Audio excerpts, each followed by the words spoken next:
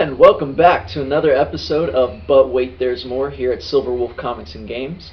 My name's Hans, this is Ray, and we'd like to apologize for the delay in this episode between life and some technical difficulties. Many technical difficulties.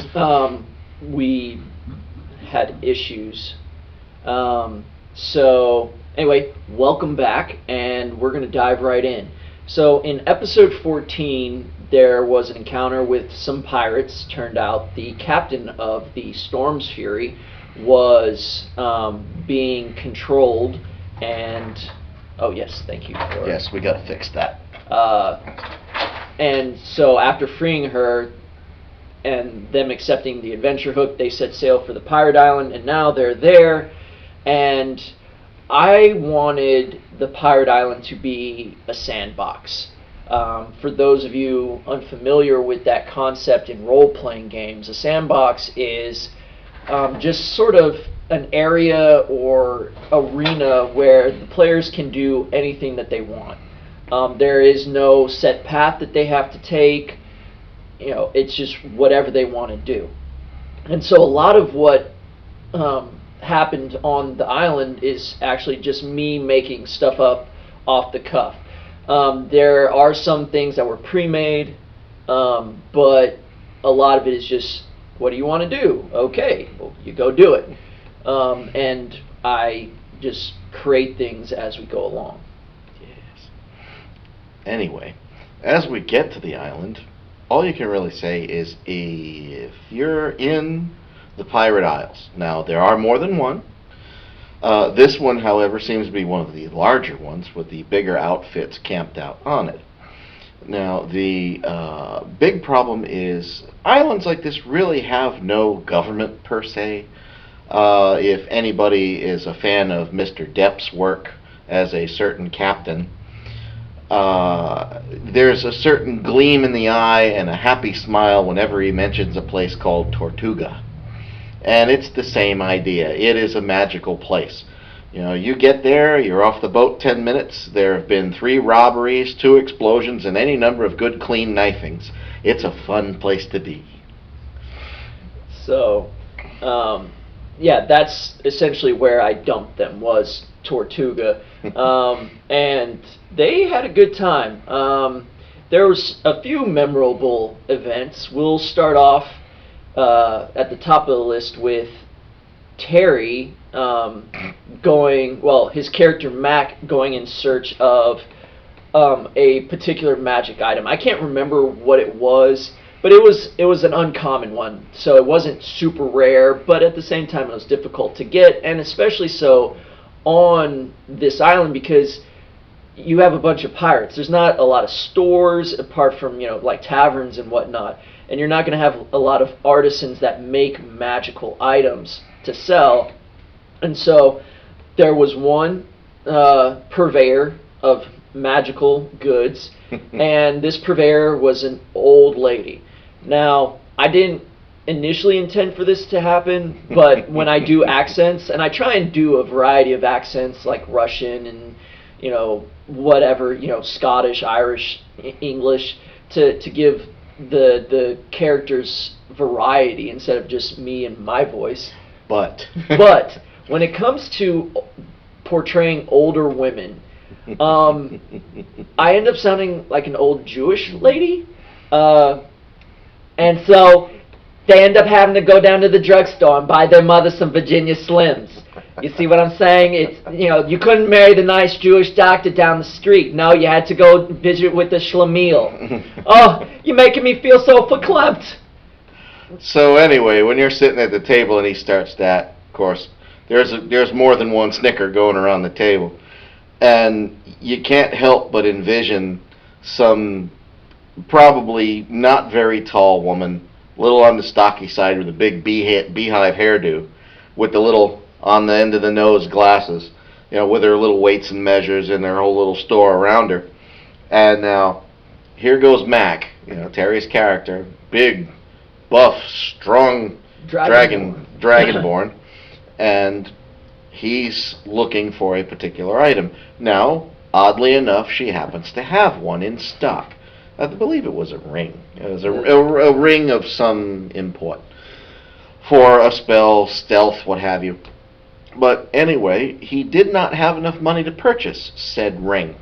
Now, being out here on the Isles, people have been known to you barter and trade and exchange, and, well, he just got off the boat and all he really had was himself. So, in trade for some recreational time, I guess that's probably the cleanest way we're going to put it, yeah. For some recreational time with Mac, she would drop the price to the rest of his money. So he's paying the rest of what he's got, and he's mentally scarred on top from pleasuring an old lady.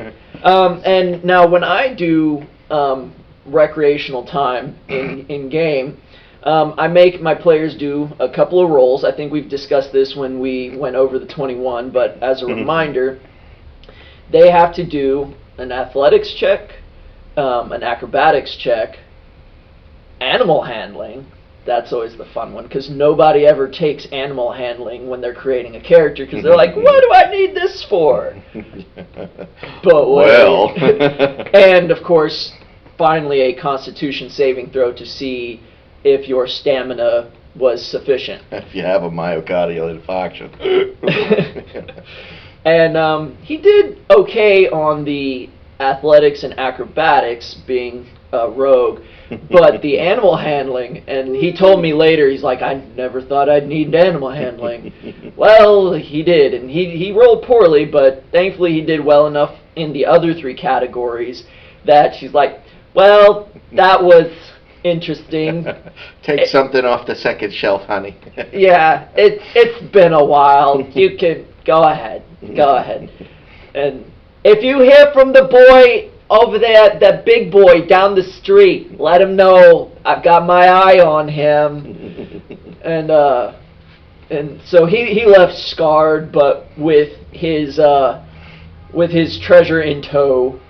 Yeah, he didn't. He came back. He was. It's rare to envision someone of that size and stature and strength looking shell-shocked, but it was just like, where were you? What have you been doing? I don't want to talk about it. I don't ever want to talk about it. Don't ever ask me again. So none of the characters know, but all the players know, and that's good enough. And we still mess with Terry about that to this day. Oh, that's never going to get old. I'm sorry. It's just too easy. Anyway, while he did that, some of the others went to the arena, which is centered kind of in the middle of the island. That way each faction kind of has equal access to it. It's their gambling arena where they have blood sport, essentially. They get in there and they gamble on who kills who. You know, yeah, it's about the only neutral spot on the island. Yeah. Now, one particularly nasty character holds the southern half of the island, and he has far more troops and far more ships than anybody else. Yeah. On the northern half of the island, you've got there are some real pieces of work up there. I mean, between the Dark Lady, the Drow, naturally, she's fun, and her paramour, who holds another section of the island on his own, and then we have the Tingmaster. The gnome. He's a gnome, naturally. Interestingly enough, this gentleman, for all of his reduced stature, is the only one who actually has discovered the idea of a steam engine. Now, he has also, along the way, come up with a nasty thing called gunpowder. Now, this naturally would be really broken for just about anybody in this sort of a game. So it's just that he's not a raider, he's not a brigand, he kind of picks and chooses. And usually one of his things is if he can manage to line up on a merchantman that has to try and flee into the wind, he'll just run them down and catch them and, well, hand it over and bad things won't happen. And then once he's cleaned them out, he throws the fish back because he might get to rob them again. Yeah.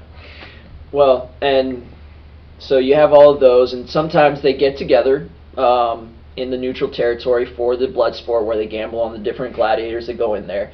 And this was my opportunity to introduce an NPC called Geth.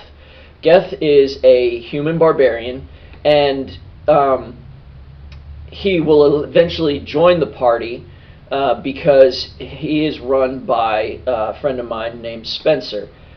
He actually helped me create a lot of the backstory for some of the pirate lords, and gave me ideas for the island, because we would be in here late at night just spitballing back and forth, talking about the campaign, this and that. Well, now that he's part of the campaign, he doesn't get to do any of that, because I get to surprise him with all kinds of nastiness, which I've done. And so Fergus goes up to the arena and sees him finish off a giant all by himself, which is a pretty big deal. That is a deal, but then you have to get a look at Geth. Yeah. Now, anybody, especially Fergus at 4'4", Geth is a large man. He's at least 6'6". Yeah. And 6'6", 350, easy, and all muscle. Fond of sharp objects. So naturally, fun guy. You got to figure. And he fought well. Actually, made a little coin on the whole transaction. I was a little bit surprised that they actually fought to the death, but when in Rome. And in the fullness of time, crossing paths with him again, it seemed like an idea that here's a local, knows what's going on, and it would be best to start somewhere to try and figure out how everything works around here. Because what we have to do is we're trying to find Ito's mentor.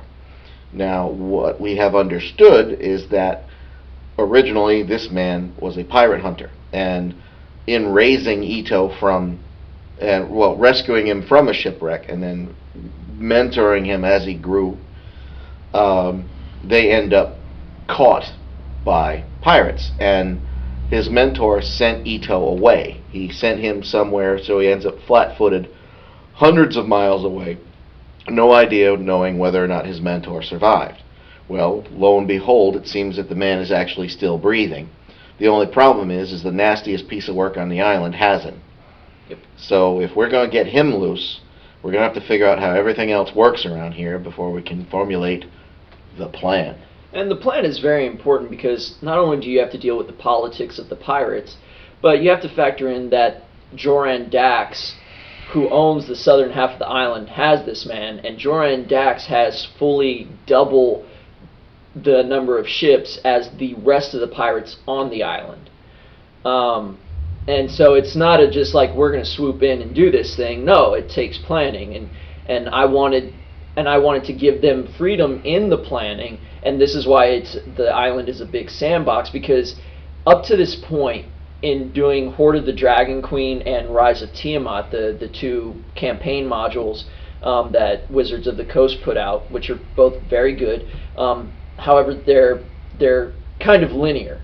You have this path. You go do this thing, and then you go on and do the next thing. There's no really branching out or doing other stuff. And so now everything is in their hands. They tell me what they want to do, how they want to try and achieve it, and then I create the framework for them to attempt it. This is how we want to try and kill ourselves today. Yeah. And he goes, okay. Yeah. Just give them enough noose to hang themselves. So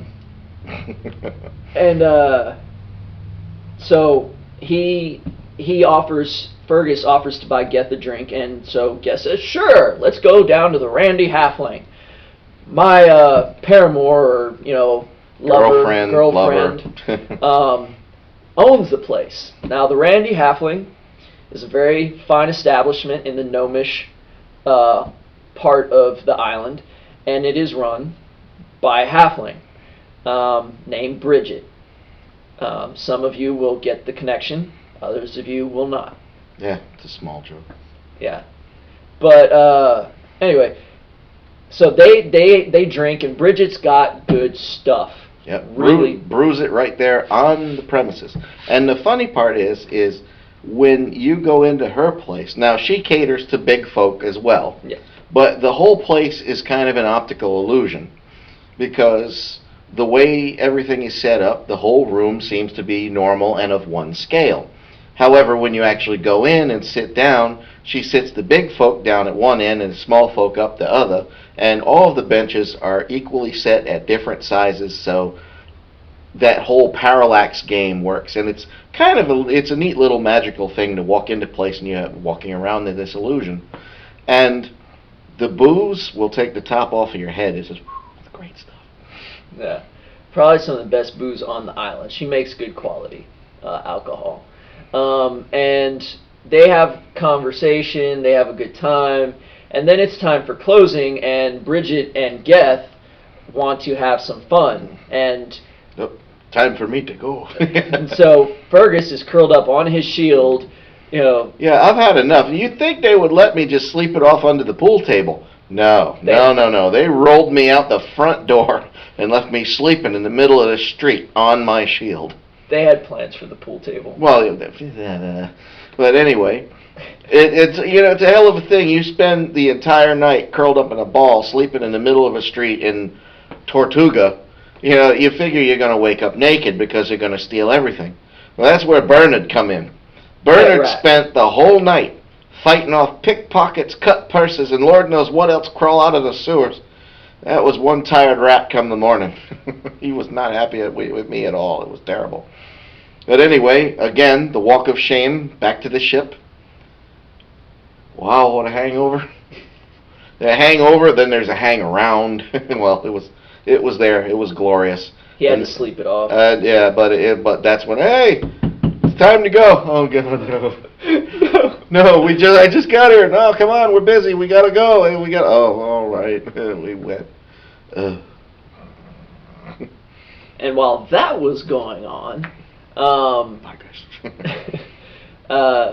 Heldina, the storm sorceress, who was previously a male but got cursed into being a woman, a very pretty woman with great tracts of land, hot,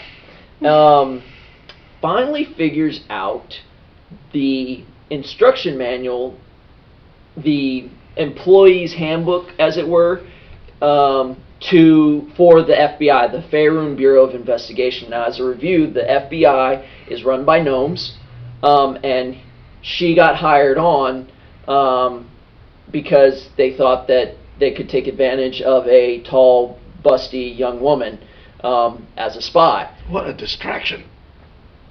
Get a load of those. But because they're gnomes and gnomes are quirky, they had their employee handbook written in High Gnomish, which is already hard enough to read as it is. But there was a trick to it. Now, the trick was something that I wanted Matt to solve as a player. A lot of times you can go in and it's like, oh, well, here's the difficulty level for this challenge. You need to roll higher than X amount, 15, 18, 20, 25, whatever.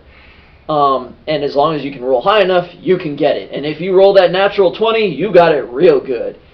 But I don't like doing that. Not for everything. Obviously, there's a place for that. But if you've been watching this show at all, you know that I like role-playing. I like the player to actually inhabit their character and do stuff. Not just roll dice, say, oh, well, my character's going to do this. I'm going to roll this die. Third person playing. Yeah. It's not the same. I like first person play because then you really get into it. When you tell me, oh, well, I want to do this, well, we'll do it. Well, I want to talk to this person. We'll talk to that person. I'm here. Talk to me as if I am that person, and I will interact with you. And so in this case, the player needed to interact with this challenge. It was just a very simple, there's something about it. You can understand this language because he took a spell called Comprehend Languages. So he cast the spell, and he can understand the language. Well, yes, you understand that it is High Gnomish. And this goes back to, I want the player to be challenged, not just, use X resource and I've got it. Because, yeah, you take Comprehend Languages, you understand, no big deal. That's too easy. There's no challenge in that. So it was just, you see that it's High Gnomish, but there's a trick to it. There's something wrong with the way it looks. Yeah. And in the fullness of time, and yes, it was a certain amount of time. Real time. Real time. The deal with it is not only is it in High Gnomish, which is a very complex language. I mean, I could imagine the spoken version of it must sound like a zip squeal, or maybe that dial tone ping from the old Windows system. Or like R2D2 binary. Yeah, one of those kind of deals. But anyway, the written form of it is in this book. And if you have a mirror and you look at it in the mirror, you can read it. Now, guaranteed, this is the sort of thing where you know that the gnomes actually do have something like the old Get Smart Cone of Silence. So you can imagine how gnomes are as spies. So anyway, this was one of the little quirks that you end up having to deal with when you work with them. Terrible. And so once he finds out how to read the book, it's like, okay, now that you know and you've spent this time studying and understanding this tome, because it's not just a little pamphlet, it is a tome. It's like a cinder block made out of pages. What would you like to do? Well, I'd like to, go explore our little part of the island right now. Well, okay, you go out on the island and you notice from your reading that there's a shop with a particular marquee that is signaling you to enter because the person inside is an operative of the FBI and has a message for you. And so he goes in there and he meets Stuart. Good old Stu. Stuart is a shopkeep. He is the front for the FBI on the Pirate Islands. Now, the FBI, although relatively small, they are generally widespread. It's just they're not one of the powerhouse spy agencies like the Harpers. It's usually just maybe it's family relations, maybe it's cousins, nephews, friends, distant here and there. And yes, you have these gnomes that they live here and there around the world. And they are shopkeeps or tavern keeps or whatever, and they just keep their ears open. Now, some of them actually go to like level 2 and actually become spies, where, I mean, they're going to have actual spying tools, actually go sneak out at night and try to find out stuff. But for the most part, they're really not funded for that kind of thing. They don't really make a lot of money. So it's just good people trying to do what they can with what they've got. Yeah. Now, here's Stu with his little shop, and then Heldena walks in. And I'm not going to try and do the voice because it takes me a little time to ramp up to that speed. 33 and a third. Yeah. I will splice in the video of their interaction. But the gist of it is Stu has a new product that the FBI wants Heldena to be the face of. The FBI has an R&D department, and Jimmy, Stu's cousin, created a product called Boogaloo. In fact, let me go get the bottle because we actually had. We have a prop. We have lots of people who play this game, and they come along, and every now and then we'll come up with something funny enough to deserve a prop. Now, to wit, Boogaloo and her sister product, Junk Gunk. Yes. Now, Boogaloo, the idea behind this is you have all these warriors, druids, paladins, druids, what have you. Half of the people, half of the fighters, half of the heroes of this realm are women. And then you've got to pile them into armor and dump them in salt water, dump them in a swamp, go in a cave, go in lava. You never know where you're going to end up. Stuff might start to chafe. Yeah, you figure, the girls got to take care of the girls or they're going to start to get sore. And the last thing you want is your healer to be sore and grumpy. Yeah.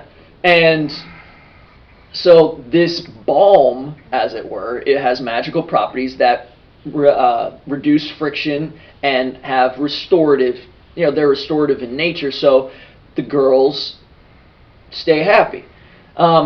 Similarly, with Junk Gunk, though more minty, has equal, similar properties for the men out there. Because, It never fails that you're going to be fighting in a swamp, you're not going to be in knee-deep water, you're going to be in water that's that deep, and then everything's going to get wet and funky, and it's just, after about an hour, the boys ain't happy. No. And after an hour after that, now the boys really ain't happy, and you can tell. It's like, wash that. So anyway, we broadened our horizons into another product. Right. Well, here comes Stu with the pitch. Yeah, and so we're gonna pause right here while I splice in the clip. So it's gonna be awesome because you can just get into places because people will invite you in. This is amazing, and this is how it is. All right. Check this out. See all these products, and then he grabs one off the shelf. He grabs one off the shelf. He's like, all right, check this out. All right, so you're gonna be the face of a new line of feminine products. Okay? No. All right. So. You know how, you're wearing armor and whatnot, and especially a big busty girl like you might get chafed, right? Right? Well, my brother, cousin, Jimmy, we're a family. Anyway, he came up with this great idea. It's called Boob Lube. It's a feminine product that you rub on your boobs, so when you wear armor, here, let me show you. And he rips down your shirt and spreads them on your boobs, and then puts it back up. He's like, see? Look. Doesn't it feel good? Move around, twist, bend. That's great, right? Okay, see, and we're back. And the idea was so that I could utilize Heldena's background as a spy. Matt made him eventually her with the spy background. And if you've been watching this series at all, you know that I like to use backgrounds a lot. Sorry. We have got a clarion call. Yeah. And one of them, like Fergus, I use his to create the backstory. I use Ito's to create this little side adventure. And I figured, why not? Spies can do all kinds of cool things. So, the idea behind this is that Heldena, and we have a picture of her here. I don't know how well you can make it out, but very pretty young lass. She'll never drown. Will be the spokesperson, the face of Boob Lube. Not only is this a product that can make the group money and make the FBI money, they need to have a way to fund themselves, but now you have a celebrity persona that can go anywhere in the world and be welcomed in by anybody because they want to meet this person. I mean, look at America today with the whole celebrity worship. Paparazzi, the whole 9 yards. And the beauty of the whole deal is the more we were looking at this, the more it all seemed to fall into place. Because, okay, you have a persona. You have this pretty young woman who's going to be, she's the face. I mean, people talk about her. This stuff is going to spread like wildfire. And anybody can use the stuff. I mean, it's for anyone, I mean, there's no ethereal quality to it where it doesn't work on nasty people. Yeah. And it just, the different people will want, of course, to wine and dine the celebrity, of course. Now, the best part is while she would be the center of focus, the rest of her entourage, i.e. the rest of us, well, nobody pays attention to the minions. Nobody pays attention to those people. So we would have the opportunity to waltz around in the background. It's like, okay, you peons you can stay in there while we have the big meet and greet. Yeah, okay, and then you go out the window and go spy and go steal what you have to and then come back. And then you walk right back out. And the best part is you don't have to worry about protecting her because whoever she's with, his goons are guarding her. It's a win all the way around. Yeah. And it evolved from wouldn't it be funny if to, oh my goodness, this is great, we have to do this. We can make money too. Yeah, and on top of that, they get a certain percentage, for the rights to her image. That person, whoever is the residuals. Yeah, the residuals. Whoever is the face of Boob Lube or the face of Junk Gunk will get a certain stipend from the FBI. Saying, here, we made this amount, so here's your bit, and, now the group has a regular income of, depending on how well the product does worldwide, decent amount of money. Is it 5%? I think it was 5. 5% gross, not net, gross, 5%. Very important. Yeah. Business.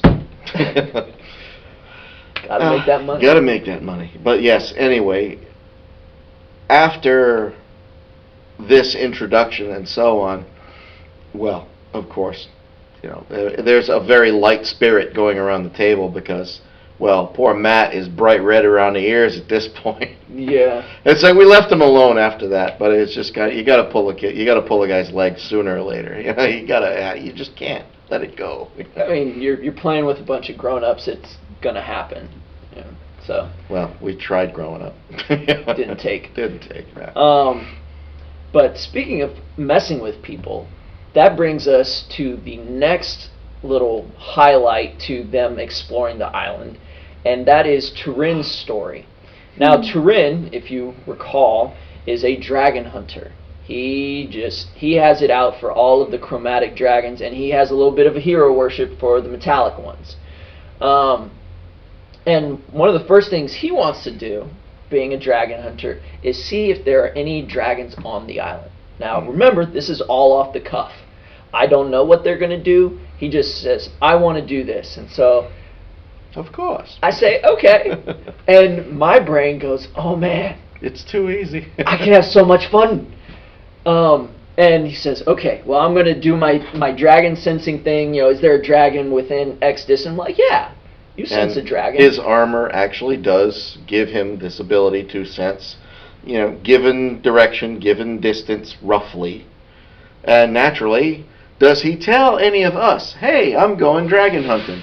Does he say, hey, I'm running down to Wendy's for a burger? No, he says none of this. He just goes. Yeah, he gets the sense of the direction that he needs to go, and he goes. It's like, okay, all right, dear child.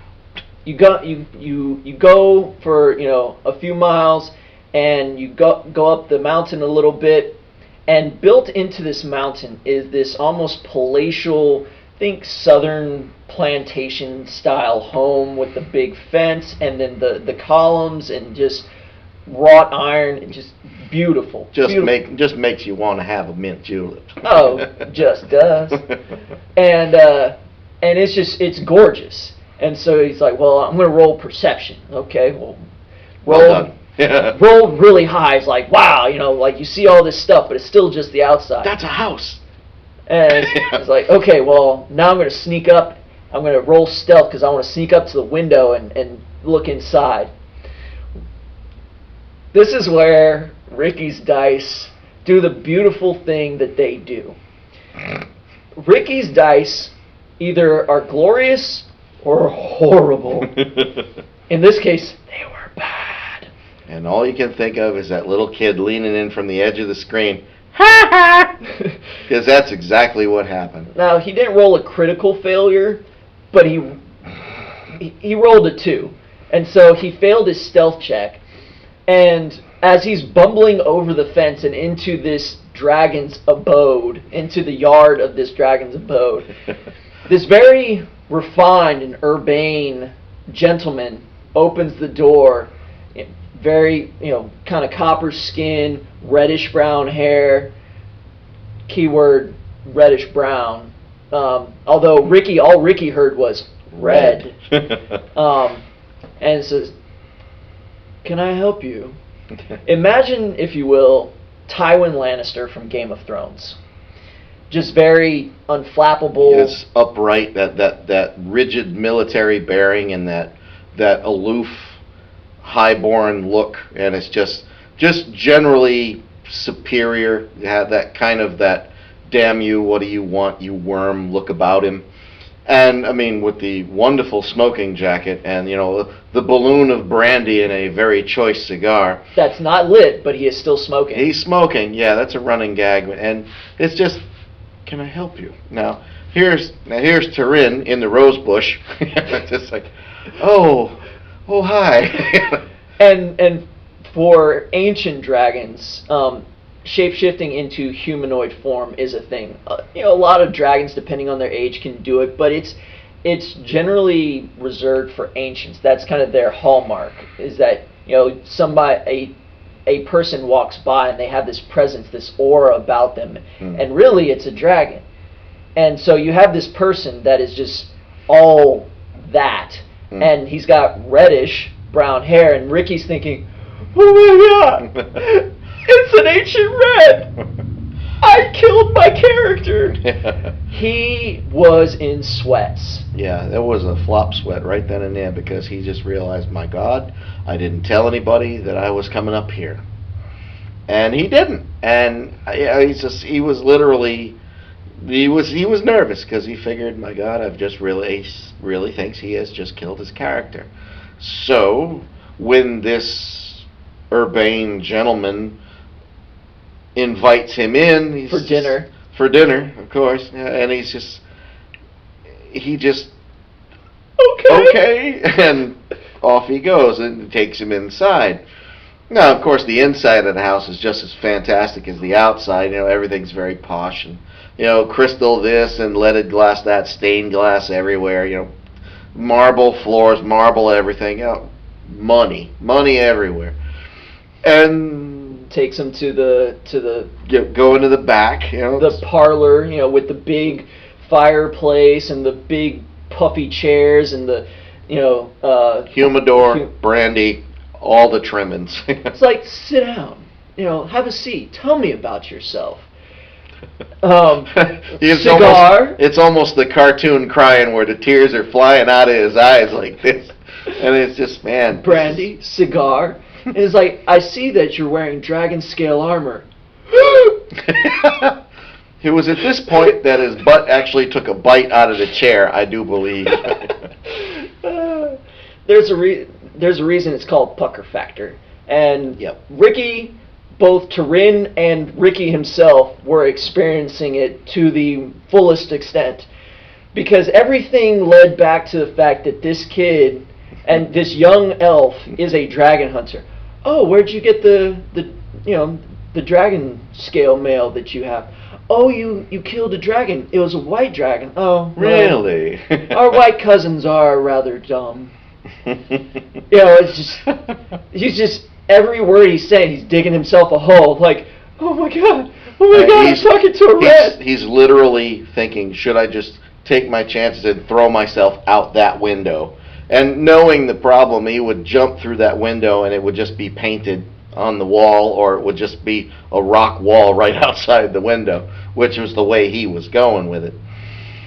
And, well, it just, talk about the gift of gab and just a certain glimmer of hope, because the longer the guy was talking, the less it seemed that he was actually eating him. And so Ricky just is like, screw it. If I'm dead, I'm dead. I'm just going to go with whatever he says. Go out like a boss. Yeah. It's just, if he wants, whatever he wants, I'm going to go with it. And so it's like, okay. At this point, Pen, the name of the dragon, now Pen is short because his draconic name is enormous. 39 syllables, probably. Syllables, not letters. First name. Yeah.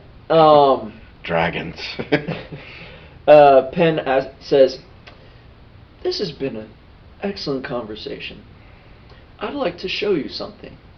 Follow me. And he stands up and starts walking out of the room. Now, this is Ricky's chance to, if he wants to try and run, he can. The dragon's back is turned, and, maybe he can get away. I was like, what do you do? It's like, no, I'm going to follow him. Like a boss. I'm committed. And so he follows Penn down this hallway, and he's passing doorways that are open and closed. The doors are, sculpted. The inside is just all kinds of treasure and anything, you can imagine. Just glorious stuff. And the further they go, the more you realize that they're going into the mountain. And eventually they get to their destination, this big cavern, where this very urbane man turns around and says, okay, this is what I'd like to show you. And he starts disrobing. Now, because he doesn't want to mess up his nice smoking jacket. But still. Yeah, and so, Turin, the dragon hunter, is watching this man disrobe, and turn into an ancient Wait for it. copper dragon. At which point, Ricky literally fell to his knees and goes, He survived. I don't think his underwear survived, but he literally we had to pick him up off the floor. It was pretty good. It was good acting, I gotta say. Yeah. It was one of my better moments as a DM. Evil bugger. Yeah. And so, as a reward for entertaining this ancient red and being such a sport for being dangled around and made to think that he was going to die, Penn granted him a boon. He basically made him a dragon friend. He touched him on the forehead with his snout and blessed him such that now Ricky has a mental, or Turin has a mental connection with Penn. He can tell in the general distance and direction that Penn is, and he can relay simple thoughts and images if they are close enough together. So, and just having the weight of being friends with or acquaintances with an ancient copper dragon is a big deal. I mean, he called him a wormling. Penn called Turin a wormling, which is kind of high praise that this dragon is calling this young kid, this young elf, wormling. And so now Ricky's backstory is a little bit more fleshed out, because to this point he was just a guy that was angry at dragons and just wanted to hunt dragons, and that was it. His tribe was dead. He's angry. He's a killer, and it's just that. But now he has somebody that he cares about. He's got somebody that he can interact with and almost call family. Somebody that gets him. Yeah. And so now he is more rounded as a character, and I really try to strive as the DM to do this with all of my characters. I was really happy when James had his moment with Loviatar, so now his character is more rounded. It isn't just, this guy that can deal damage and do certain things. No, he's invested in this character, and now he actually role plays this character according to what happened to him. And so, for Ray, I didn't have to do that with him, because he is fully Fergus when he's playing the game. And half the day otherwise. And so for you DMs out there, I understand trying to do that can be intimidating, but making your players care about their characters is a big deal, because you create more dramatic moments.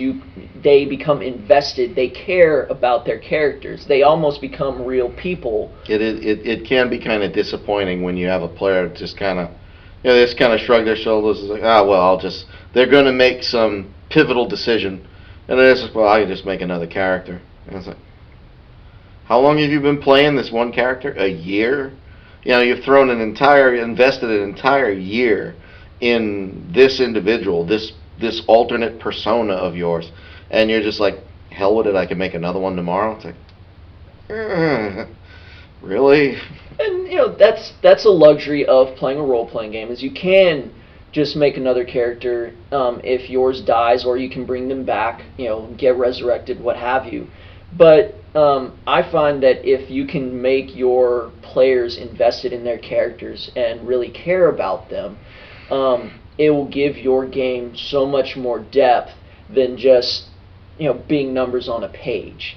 You're not just a sprite on a computer screen running around killing things. You become this person, and it's a beautiful thing when that happens. So for you DMs out there, I encourage you to really try and find ways to do that for your characters.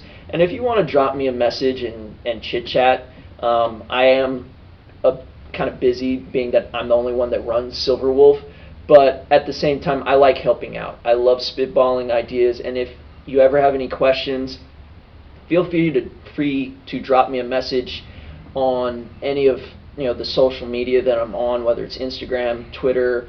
Send me an email, write a comment on this YouTube channel down below, and I'll do my best to get back to you in a timely manner and answer any questions that you might have or spitball ideas with you. That being said, thank you for watching. If you enjoyed the video, hit like, share the video with your friends, subscribe to our YouTube channel. If you want to get more information about Silver Wolf Comics and Games, there will be links to our social media down below as well as at the end of the video. And as always, but wait. There's more. Good night.